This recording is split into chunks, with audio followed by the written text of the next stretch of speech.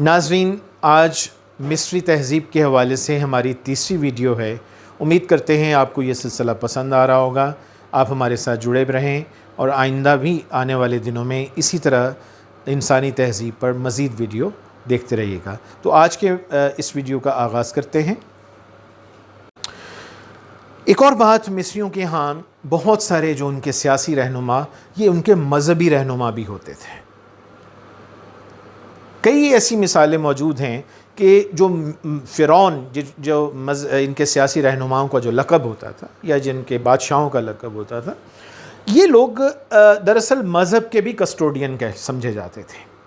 چنانچہ سیاست اور مذہب کا جو آپس میں جو تعلق ہے ناظرین، اس سلسلے میں اگر دیکھا جائے تو مصری اس سلسلے میں بھی ان کو انگریزی میں ہم کہیں گے وہ پائنیئرز میں سے شمار ہو سکتے ہیں۔ قدیم مصری مذہبی عقائد ان کے ملکی اور جغرافیائی حالات کا لازمی نتیجہ تھے۔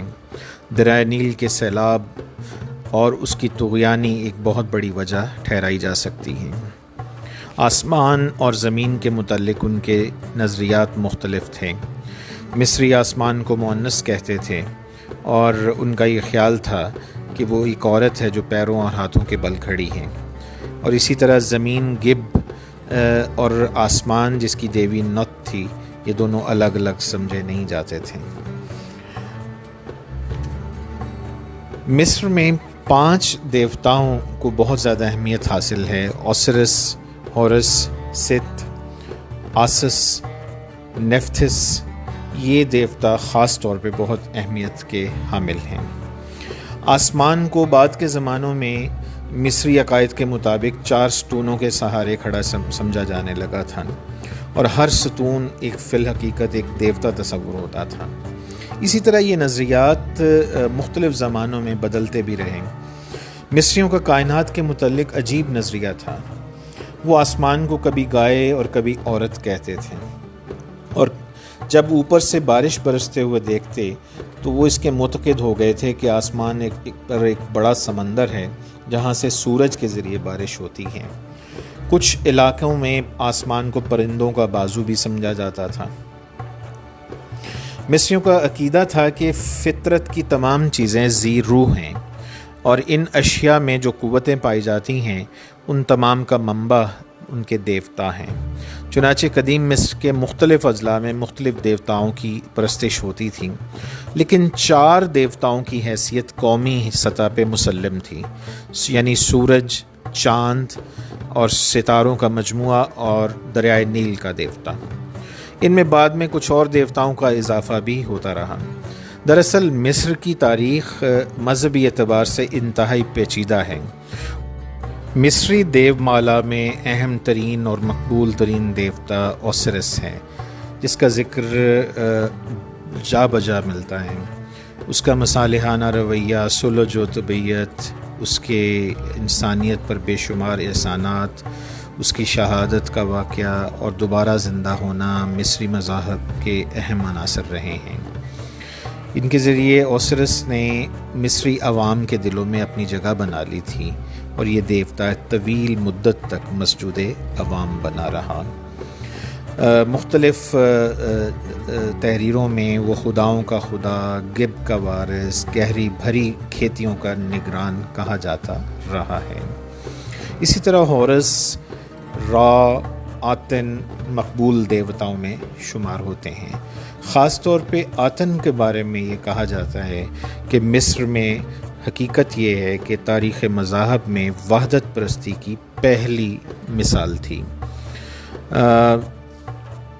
اس کے علاوہ اور بہت سارے دیوی دیوتا وہ بھی قابل ذکر ہیں۔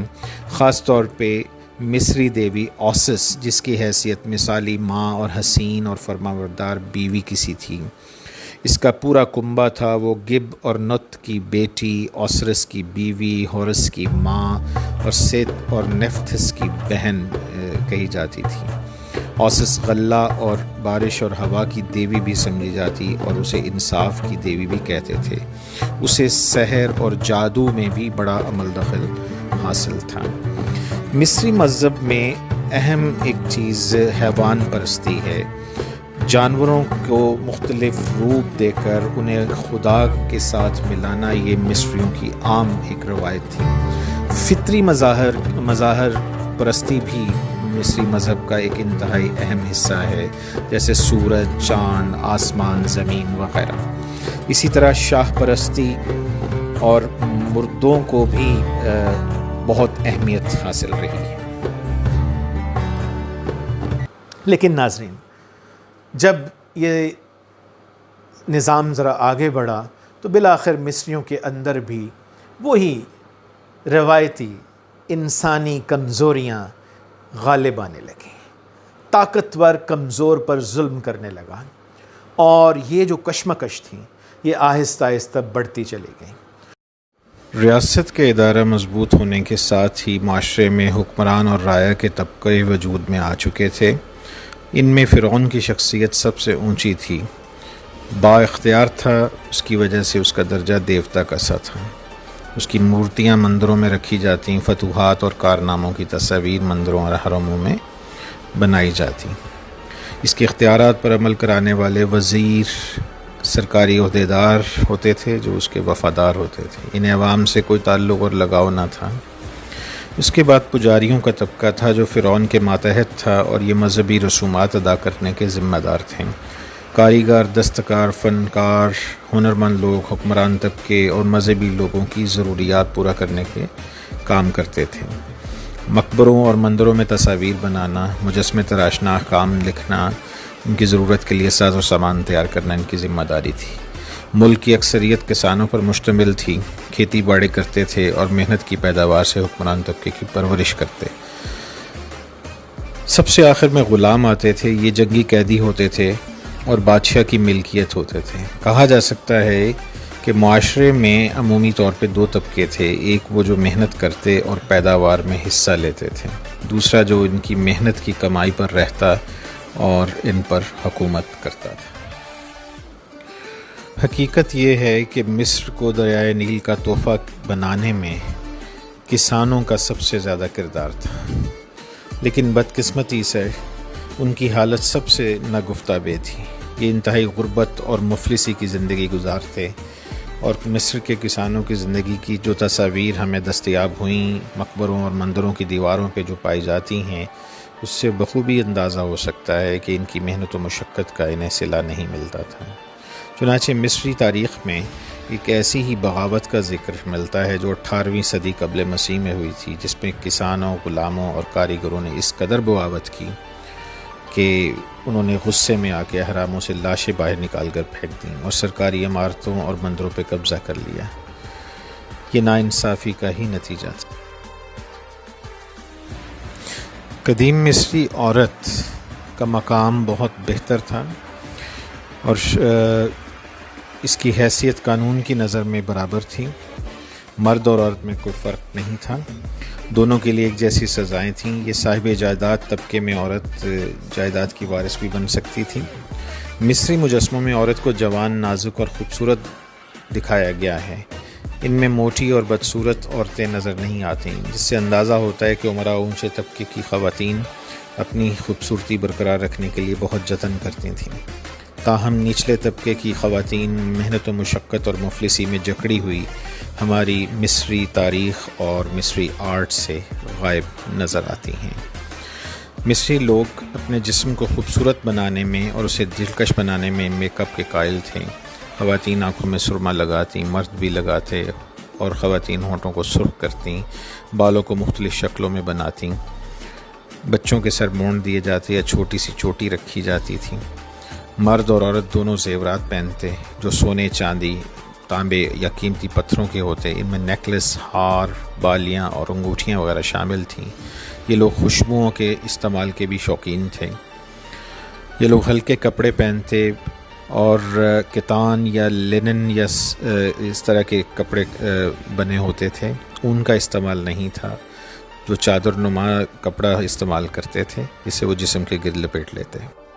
خواتین نے اس میں کالر اور جھالر لگا کر اپنے لیے مخصوص کر لیا تھا، جبکہ فرعون تہہ دار چادر پہنتا تھا جسے چمڑے کی بیلٹ سے کس لیا کرتا تھا۔ عام لوگ کھیتوں میں کام کرتے ہوئے یا عمارتیں بناتے ہوئے کم لباس پہنتے تھے. کام کے بعد یہ لمبی قمیض پہن کر پورے جسم کو ڈھانک لیتے تھے. مصر کے لوگوں کے کھانے میں روٹی ایک اہم عنصر تھا. اس کو تیار کرنے کا طریقہ عموماً یہ تھا کہ پہلے اناج کو برتن میں ابال لیا جاتا، اس کے بعد اسے پیسا جاتا، پھر پانی میں ملا کر آٹے کی شکل میں گوندھ کر اس کی روٹی پکا لی جاتی. تیل، مچھلی، سبزی، لہسن، پیاز اور گوشت کے ساتھ کھایا جاتا. پھلوں میں عموماً انار اور انجیر عام تھے.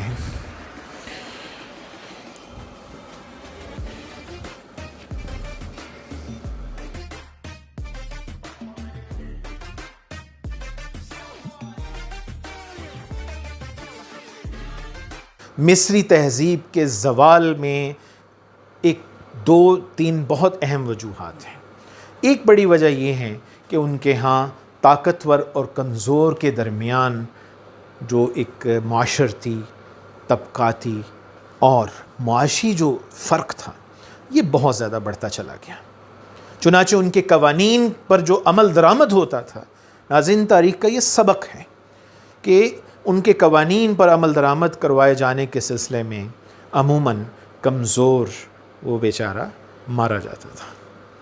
یہ وہ چیزیں ہیں جو کہ مصری تہذیب کے زوال کی وجوہات میں ایک بڑی وجہ کہلائی جاتی ہیں. لیکن ایک اور اہم وجہ ہے، مصریوں نے بدقسمتی سے احرام بنانے پہ بہت توجہ کی.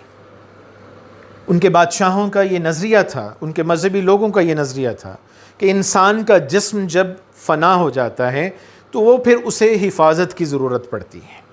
چنانچہ اسی پس منظر میں، اسی جو ان کا دنیا کا جو نقطہ نظر تھا اور زندگی اور موت کے تصورات جو ان کے اپنے تھے، اسی کے تحت انہوں نے بڑے بڑے احرام یہ تعمیر کیے.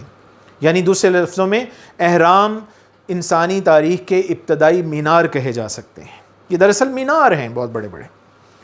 تو ان میناروں کی یا احراموں کی تعمیر میں بہت سارے انسانوں کا لہو، بہت سارے انسانوں کا پسینہ اس کی کھپت ہوتی نظر آتی. مصریوں نے احرام تو بنائے، اس میں انہوں نے اپنے زیورات، اپنے دولت، انہوں نے ممی بنانے کا یا ممیفیکیشن کا جو فن تھا وہ بھی ایجاد کر ڈالا اسی تناظر میں. یعنی لاشوں کو مخصوص مسالہ لگا کر اسے حنوط کرنے کا جو فن تھا، یہ مصریوں کا بڑا ایک منفرد فن تھا. لیکن کیا کہیے ناظرین، اس کا مصریوں کو ان کی اپنی حفاظت کے سلسلے میں کوئی خاص فائدہ نہیں ہوا. نتیجتاً مصریوں کی زیادہ جو صلاحیتیں تھیں وہ انہی کاموں پہ صرف ہوتی چلی گئیں، اور ایک سٹیج ایسے میں آئے کہ ان کی زوال اور شکست اور ان کے فنا ہونے میں ایک بڑا جو فیکٹر تھا، ایک بڑا جو ایک پس منظر تھا، یہ تھا کہ ان کا ڈیفنس بہت ہی کمزور پڑ گیا تھا. ان کی جو آرمی، ان کی فوج وہ بہت کمزور پڑ چکی تھی. نتیجتاً دیگر طاقتور اقوام ان پر غالب آتی چلی گئیں. یہی مصری تہذیب کے زوال کی ایک بڑی وجوہات میں سر فہرست ہے. ناظرین، تاریخ کے مطالعے کے بعد ہمیں یہ معلوم ہوتا ہے کہ دنیا میں تہذیبیں پیدا ہوتی ہیں، ترقی کرتی ہیں اور پھر آہستہ آہستہ زوال پذیر ہو کر ختم ہو جاتی ہیں. یہ اپنے پیچھے نہ صرف اپنی نشانیاں چھوڑ جاتی ہیں جو ان کی بڑائی اور ترقی کے بارے میں بتاتی ہیں. یہی کچھ مصری تہذیب کے ساتھ بھی ہوا. تاریخ کے ماہرین ان وجوہات کو تلاش کر رہے ہیں کہ جن کی وجہ سے یہ تہذیب ختم ہوئی. سب سے بڑی وجہ تو ایک ایسی ریاست کا قیام تھا جو کہ جبر اور سختی سے کسانوں کی زائد پیداوار کو ہتھیا لیتی تھی، اور اسی دولت کو وہ احراموں، محلات، مندروں کی تعمیر پر خرچ کرتی تھی. اس نے امیر اور غریب کے فرق کو بہت زیادہ کر دیا تھا، یہاں تک کہ کسانوں نے حکومتوں کے خلاف بغاوتیں کیں. جب حکومتوں نے انہیں کچلنا چاہا تو اس نے زراعت، تجارت اور روزمرہ کی زندگی کو تباہ کیا.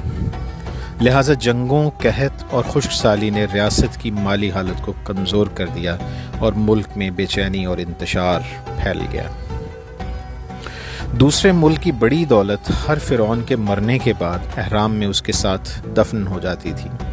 اسی وجہ سے یہ دولت جسے مارکیٹ میں گردش کرنا چاہیے تھا وہ ان مقبروں میں جا کر گم ہو گئی. اور آہستہ آہستہ سونا چاندی دوسرے ذرائع دولت ختم ہونا شروع ہو گئے۔ سن 1100 قبل مسیح میں مصر طاقتور دشمنوں میں گھر گیا اور بالآخر اس پر قبضہ کر لیا گیا۔ جب یہ تہذیب ختم ہوئی تو پھر صدیوں تک لوگوں کو اس کے بارے میں کوئی خاص علم نہیں رہا۔ اس کے اہرام اور مجسمے صحرا میں کھڑے فضاؤں کو اداس کرتے رہے۔ لوگ اس کے رسم الخط بھول گئے۔ مردہ جسموں کو ممی بنانے کا فن فراموش کر دیا گیا اور بالآخر اس کے دستکار اور ہنرمندوں کے شاہکار گمنامی کی بھول بھلیوں میں گم ہو گئے۔ ناظرین، تاریخ کی یہی ایک ایسی کہانی ہے جس میں ہم سب کے لیے سیکھنے کے لیے بہت کچھ ہے۔ ان فرعونوں کے خزانے جنہوں نے اہراموں کی بھول بھلیوں میں محفوظ کر لیا تھا، وہ یا تو چوروں اور لٹیروں کے ہاتھوں لگ گئے اور اب میوزیموں میں رکھے نظر آتے ہیں۔ طاقتور اور ظالم فرعونوں کی ممیاں اپنے تابوتوں میں بند، کپڑے کی پٹیوں میں لپیٹی، اپنی بے نور آنکھوں سے لوگوں کے مجمع کو اپنے ارد گرد دیکھتی ہیں، نہ کچھ کہہ سکتی ہیں اور نہ ہی کچھ کر سکتی ہیں۔ یہی بے بسی اور مجبوری ہم سب کے لیے نشان عبرت بھی ہے۔ تاریخ کی یہی کہانی ناظرین ہم سب کے لیے بہت سے اسباق سامنے لے کر آتی ہیں۔ ہمیشہ وہ تہذیبیں زیادہ پروان چڑھتی ہیں اور زندہ رہتی ہیں جو بالآخر اپنے عوام کے لیے سہولیات اور بہتر ماحول چھوڑ کر جاتی ہیں۔ تہذیبیں مر جاتی ہیں، ختم ہو جاتی ہیں، مگر یہ اپنے پیچھے تہذیبی ورثہ چھوڑ جاتی ہیں جس سے آنے والی تہذیبیں سیکھ سکتے ہیں۔ مصریوں کا سب سے بڑا کارنامہ عمارتوں کی تعمیر تھا، اور خاص طور پہ اہرام آج بھی دنیا کو ورطہ حیرت میں ڈال رہے ہیں۔ اس کے علاوہ رسم الخط، پیپرس کا استعمال، ڈرلنگ مشین کا استعمال، پانی کی گھڑی، کیلنڈر، مردہ جسم کو حنوط کرنا یعنی ممی بنانا، دوائیں بنانے میں پودوں اور جڑی بوٹیوں کے خاص سے واقف ہو جانا، مجسمہ سازی، مصوری، خطاطی، انہوں نے ان کی ایجادات اور بہت ساری چیزوں میں اضافے کیے۔ فرعونوں اور عمرا کے مقبروں پر جو تصاویر ملتی ہیں، ان سے ان زمانے کے لوگوں کی روزمرہ کی زندگی کے بارے میں معلومات بھی ملتی ہیں۔ کسان کھیتوں میں ہل چلا رہے ہیں، مویشیوں کی دیکھ بھال، دستکار اور کاریگر کاموں میں مصروف، موسیقار گا رہے ہیں، رقاص ناچ رہے ہیں۔ ان سے مصری تہذیبی کی ترقی اور اس کی بڑائی کا علم ہوتا ہے۔ ناظرین، ہمارے ساتھ جڑے رہیے گا۔ ہمارا آج کا موضوع یہاں پہ ختم نہیں ہو رہا۔ ہم انشاءاللہ اس سے متصل انسانی تہذیب کی اس کہانی کے معاملے میں ہم ابھی آئندہ آگے بڑھتے رہیں گے اور مزید آپ کے سامنے ویڈیوز لائیں گے۔ تو اس ویڈیو کو پسند کریں گے، لائک کریں گے، شیئر کریں گے اور سبسکرائب بھی کریں گے۔ بیل آئیکن دبانا نہیں بھولیں گے۔ ناظرین، اسی کے ساتھ ہماری آج کے اس ویڈیو کا اختتام ہوتا ہے۔ امید کرتے ہیں آپ کو ہماری یہ ویڈیو پسند آئی ہوگی اور اس سلسلے میں آپ کی آراء، آپ کی تجاویز، آپ کا فیڈ بیک ہمارے لیے انتہائی اہمیت کا حامل ہے۔ امید کرتے ہیں آپ ہسٹوریا ٹی وی کے ساتھ جڑے رہیں گے اور اپنی معیاری اور مثبت تنقید اور تجاویز ہم تک پہنچاتے رہیں گے۔ آپ سب کو ہمارا سلام پہنچے۔ اللہ نے کے بعد